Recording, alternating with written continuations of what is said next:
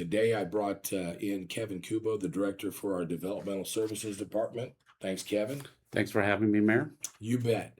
I invited Kevin here today to address the concerns about the zoning rewrite that was brought up at the Planning and Zoning meeting here last Tuesday and bringing us in compliance with the comprehensive plan. So with that, I'll let you take it from there and kind of get with the people. Ember and I in Development Services have been working on doing a Chapter 54 rewrite. And the purposes behind that Chapter 54 rewrite is to bring our zoning code in compliance with the adopted comprehensive plan that was adopted last year in 2025, and also with the changes in state statutes and the Fair Housing Act. So what we're trying to do is tweak our zoning code a little bit to allow for that missing middle, is what the state calls it. And that's your fourplexes, your tiny homes, your cottage courts, anything that's more affordable. We're trying to allow that in certain areas and certain districts. Now, we've changed some of the parameters of what the districts are called. Our R1 district is going to be, instead of single family, it's going to reflect a low density. And then R2 is the medium density. Then R3 will be the high density. So we're trying to, let's just say, accommodate more affordable housing within the city of Hastings. For one, allow for more growth, more affordable housing, and to be in compliance with state statutes and fair housing standards. So that's the main premise behind a majority of our zoning code rewrite. Well, you know, we've had people talk all along about people that are living in other cities, working here, and vice versa, and how we have to address that and grow, because one of my goals is a 1% growth per year that I'm in office, and to get there, we have to have some better housing and some different code rewrites to allow some of this housing. Am I correct? Yes, these code rewrites will allow for those type of affordable housing, which could include, like I said, a tiny home or a accessory dwelling unit, cottage courts, and to get people to live here. Young couples can't afford a $350,000 house. So we're just allowing for that option for them to at least get settled here and then maybe save and move up into an older home or to buy a new home.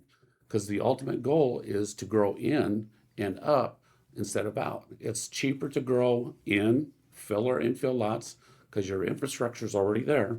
Your streets, water, sewer, and electric are already there. So it's the cheapest option to grow. Well, that's a big cost for new developers, is that infrastructure. Yes. And to allow them to grow. I've said all along since I came in that one part of affordable housing isn't just the structure itself. It's building structures that allow people to move up from a smaller, more affordable house as they grow with our city and become more successful and earn more money. They can move up into some of the housing that we're building, and then the other new people that are coming can move in to some smaller housing that obviously we're trying to get in with this zoning rewrite, and some of the older housing that has been around for a long time before, so we can fit everybody in our community to grow. So I think that's kind of how this fits in, isn't it? Yes, it is. I know there's been concerns raised that they don't want an apartment house next to them. There's only one district that allows for apartment houses, and that's an R3, which is the high density. And those are scattered around the edges and next to commercial districts. So that fear that you can get an apartment next to you, most of the time, the lots aren't going to allow for certain types of homes because they're too small. Your lot coverage is going to be too big, and it doesn't meet the other parameters of what we've written in the code. So if you own a single family home on a 7,000 square foot lot, you may not be able to do that. You may have a garage that's already taken up 40% of your lot coverage. So that's not going to qualify for an accessory dwelling unit or a tiny home. So I understand the fear, but our regulations are set to, we're not changing the density. We're just using what the infill that we have available to us to allow for additional types of housing. Well, I think that's kind of where some questions arose Tuesday at the meeting was, the zoning rewrite. I think the questions came with R1 and R2, right? Yes. Can you explain that a little bit more in detail of the difference between, where we're at now and what we're looking at for R1 and R2? The R1 district is changing. We're going to allow for one more additional unit to be placed on an R1 lot. That doesn't mean that your lot can qualify for it. It has to be big enough to allow for that additional unit, whether that's inside the structure or an accessory detached dwelling unit. Right now, we're kicking around the 500 square foot. So not a lot of R1 lots are going to qualify for that. And in the R2 district, we're just adding one more unit to the already 2 units that are allowed. So the density is increasing just enough to allow for affordable housing. Well, I think that's a good explanation of kind of what happened on Tuesday and kind of where we're going with the zoning rewrite to fit into our comprehensive plan. I think one great thing is we've had several meetings so far, right? And we've Yes. got another meeting coming up on June 25th. That'd be next Thursday. Is that what time is that, Tony? Is it 5 p.m. 5 p.m. to about 6:30 or 7? And that's going to be at the public library at the second floor conference rooms. Then developmental services will host the public coming in for a discussion. Now, I would encourage everybody that wants to come in with any type of solution or question or things to come in and talk to you about the comprehensive plan, the zoning rewrite, and really voice their opinions Yes. of where we want to be with this, because I think you want everybody to be on the same sheet. I'm trying to design a code that's a reflection of what the community wants and needs, not just wants, but needs. We need to grow and we need to allow for certain types of dwellings to be built. So these codes hopefully reflect that, but I'm also concerned about the concerns of the citizens. This is their code too. They should have a part in designing that code. Ultimately, it goes to city council and you for adoption, but we're still a ways from that. Nothing is set in stone. If there's huge concerns, we'll tweak it and maybe make a few more people happy. Absolutely, because this is a living, breathing document. Yes. And what we'd like to do is invite everybody down on the 25th. I'll be there.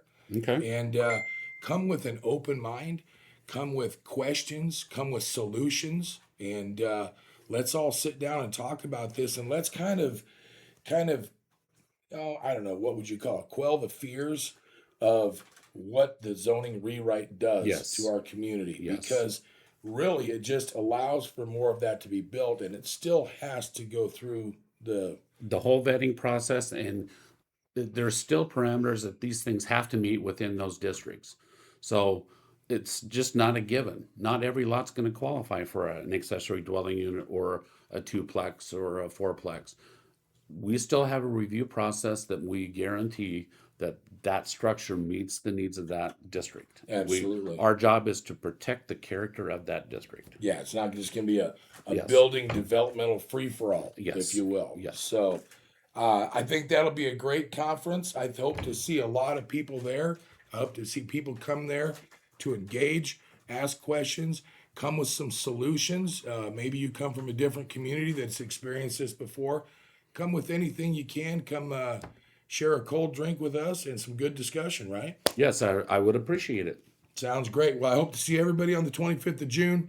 I'll be there. I hope to see anybody out there with concerns, and we'll keep talking about this zoning rewrite. Thank you very All right. much. Thank you, Mayor. Kevin, you bet. With that, we'll move up to the comprehensive plan update, which we just got done talking with Kevin about that. The public is invited to a comprehensive plan update from 5 to 6:30 on Thursday, June 25th at Library Meeting Room B.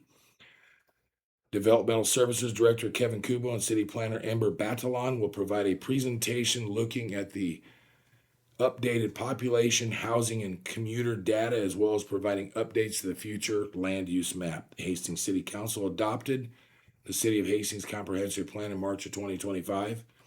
This is a living policy document that helps guide the community, developers, and the Planning Commission, along with the City Council for future development. It's considered a living document because it should be readily changed and updated when major community changes occur. The updates address concerns that Adams County, CRA, and the community members have brought to the Developmental Services Department in the past year. The changes are necessary prior to the plan and zoning updates, since the zoning will be the way to implement the comprehensive plan and future land use map. So, we talked a little bit earlier about that. Please, if you have concerns or solutions, or just want to know some more information, please come 5 to 6:30 Thursday, June 25th.